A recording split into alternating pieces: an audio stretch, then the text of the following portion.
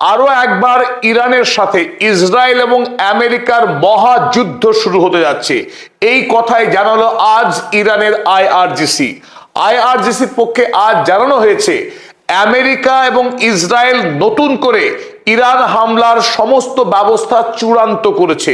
আর তাই ইরানের মিলিটারি তারা মনে করছে আমেরিকার সঙ্গে সংঘাত খুব শীঘ্রই আবার শুরু হতে যাচ্ছে।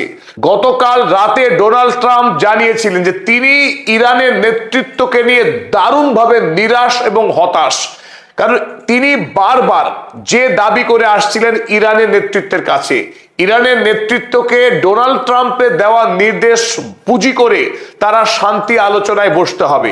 ডোনাল্ড ট্রাম্পের দুটি দাবি ছিল, হরমুজ প্রণালীকে নিঃশর্তে খুলে দিতে হবে এবং দ্বিতীয়, ইরান কোনোদিনও পরমাণু অস্ত্র তৈরি করার দাবি জানাতে পারবে না। এই দুই শর্তে রাজি হয়ে আমেরিকার সঙ্গে চুক্তি করতে হবে, আর তাতে আমেরিকা যুক্তরাষ্ট্র ইরানের উপর থেকে শর্ত সাপেক্ষে কিছু স্যাংশন সাময়িকভাবে লিফট করবে, অর্থাৎ প্রত্যাহার করবে। আর এর বিপরীতে ইরানের পক্ষে ইরানের বিদেশমন্ত্রী এবং ইরানের পার্লামেন্টের স্পিকার তারা ত্রিস্তরীয় যে প্রস্তাব পাঠিয়েছিল আমেরিকার কাছে পাকিস্তানের মাধ্যমে, অর্থাৎ প্রথমেই ডোনাল্ড ট্রাম্পকে ইরানের বিরুদ্ধে দেওয়া সমস্ত হুমকি বন্ধ করে ওমান উপসাগরের ইরানের বিরুদ্ধে যে নৌ অবরোধ চালাচ্ছে আমেরিকা যুক্তরাষ্ট্র, সেই নৌ অবরোধ তুলে নিতে হবে। তাহলে ইরান হরমুজের বিষয়ে আমেরিকার সঙ্গে আলোচনা শুরু করতে পারে। কিন্তু ডোনাল্ড ট্রাম্প এখন ইরানে দেওয়া এই প্রস্তাব কোনোভাবেই গ্রহণ করতে রাজি নন। গতকাল তিনি সব জানিয়েছেন তিনি ইরানের যে নেতৃত্ব, অর্থাৎ আয়াতুল্লাহ মুজতবা খামেনেই, রাষ্ট্রপতি মাসুদ পেজেশকিয়ান, বিদেশমন্ত্রী সৈয়দ আব্বাস আরাগচি কিংবা পার্লামেন্টের স্পিকার মোহাম্মদ বাগের গালিবাফ, প্রথম সারির নেতৃত্বকে তিনি বোমা মেরে উড়িয়ে দেবেন সেই হুমকি দিলেন। দেখুন সেই হুমকি, Trump considering option to blast the hell out of Iran. এখান থেকে স্পষ্ট ইঙ্গিত দিয়েছেন তিনি যুদ্ধ শুরু করে ইরানের নেতৃত্বদেরকে খুন করবার ভাবনা চিন্তা করছেন। আল জাজিরা কাগজে আরো ডিটেল লিখেছে, US president Donald Trump said he is not happy with the latest piece proposal from Iran. ইরানের কাছ থেকে আসা সাম্প্রতিক যে ত্রিস্তরীয় শান্তি চুক্তির প্রস্তাব, সেই প্রস্তাব নিয়ে তিনি মোটেই খুশি নন, and warned that the alternative to talks is to blast the hell out of the country. যে যদি শান্তি আলোচনায় না বসতে চায় ইরান, তার বিপরীত হবে এই যে তিনি ইরানের সমস্ত নেতাকে উড়িয়ে দেবেন। আর আজ 2 তারিখে ইরানের আইআরজিসির পক্ষে সেই কথাই জানানো হলো, military Sage conflict with US likely to restart.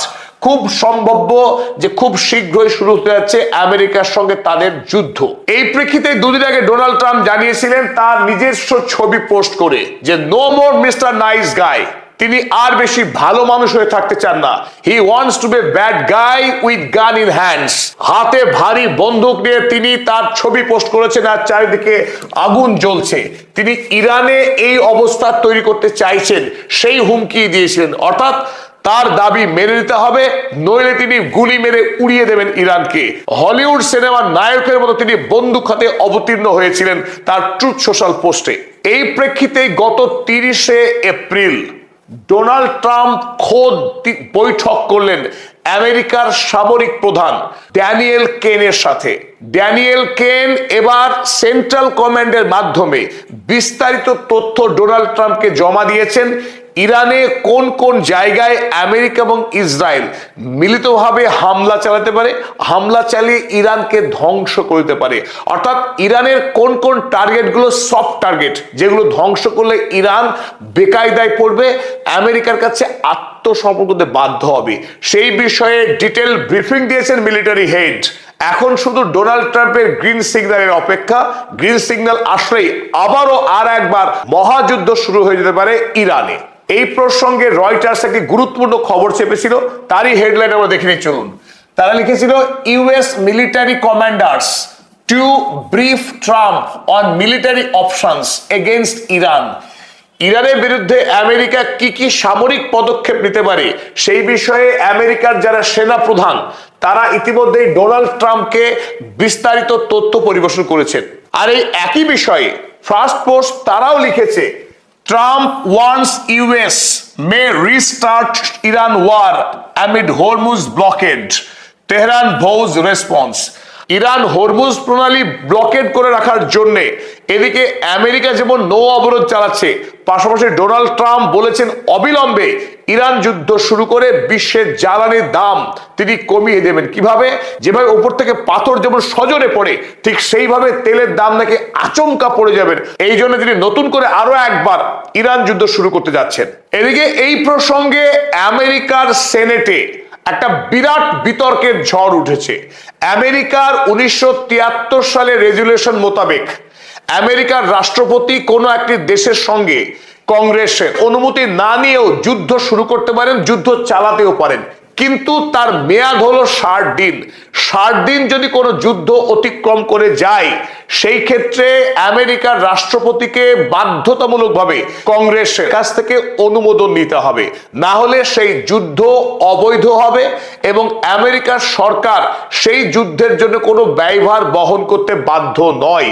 অর্থাৎ রাষ্ট্রপতির হাত বাঁধা 60 দিনের আগেই সেই যুদ্ধ যদি চালিয়ে যেতে হয়, তাহলে নতুন করে কংগ্রেস থেকে অনুমোদন নিয়ে সেই যুদ্ধ পরিচালনা করতে হবে। ইতিমধ্যে আমরা জানি 28শে ফেব্রুয়ারি ইরান হামলা করেছিল মার্কিন যুক্তরাষ্ট্র ইসরায়েলের পরামর্শে এবং মদতে, আর সেই যুদ্ধ ইতিমধ্যেই 30শে এপ্রিল 60 দিন অতিক্রম করেছে। তাই এই মুহূর্তে যদি ডোনাল্ড ট্রাম্প নতুন করে ইরান হামলা শুরু করতে যায়, যুদ্ধ নতুন উদ্যমে শুরু করতে যায়, তাহলে আবশ্যিকভাবে ডোনাল্ড ট্রাম্পকে কংগ্রেসে অনুমোদন নিতে হবে। কিন্তু এখানেই যত বিতর্ক, ডোনাল্ড ট্রাম্প এই মুহূর্তে ইরান যুদ্ধের অনুমতি কংগ্রেস থেকে নিতে সাহস করছেন না। তিনি সরাসরি কংগ্রেসকে এড়িয়ে যাওয়ার, আমেরিকার সাংবিধানিক যে এখতিয়ার, সেই এখতিয়ারকে তিনি ডিঙিয়ে যাওয়ার চেষ্টা করছেন। ওয়ার পাওয়ার অ্যাক্ট অফ 1973, 1973 সালে যে এই আইন মোতাবেক ডোনাল্ড ট্রাম্প এই মুহূর্তে কংগ্রেসের অনুমোদন নিতে ভয় পাচ্ছেন। তার অন্যতম কারণ এই, যদিও এখনো কংগ্রেসে রিপাবলিকান দলের সংখ্যাধিক্য আছে, সংখ্যা গরিষ্ঠতা আছে, কিন্তু সামনেই নভেম্বর মাসে ভোট।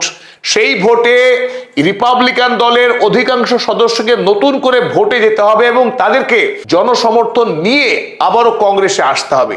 স্বাভাবিকভাবে যখন আমেরিকার সমাজের 64% সাধারণ ভোটার তারা ডিসঅ্যাপ্রুভ দ্য ইরান ওয়ার, 64% মার্কিন ভোটাররা ইরান যুদ্ধকে অবৈধ এবং ভুল সিদ্ধান্ত বলে মনে করছে, স্বাভাবিকভাবে নভেম্বর মাসের ভোটের আগে রিপাবলিকান দলের কংগ্রেসরা ডোনাল্ড ট্রাম্পের সঙ্গে নাও যেতে পারে, অর্থাৎ ইরান যুদ্ধের প্রস্তাবের বিপক্ষে ভোট দিতে পারে।